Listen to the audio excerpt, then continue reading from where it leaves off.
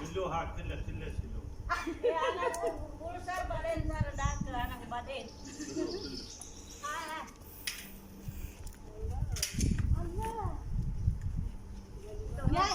Niya nakakatuwa sa baba kasi ang lalaki.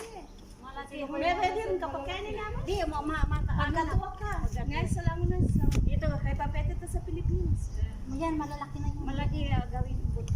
Gawin buto niya. Pag ano naman. Ate yun, oh, ito. Pagkargo na. May balak pa magpakargo.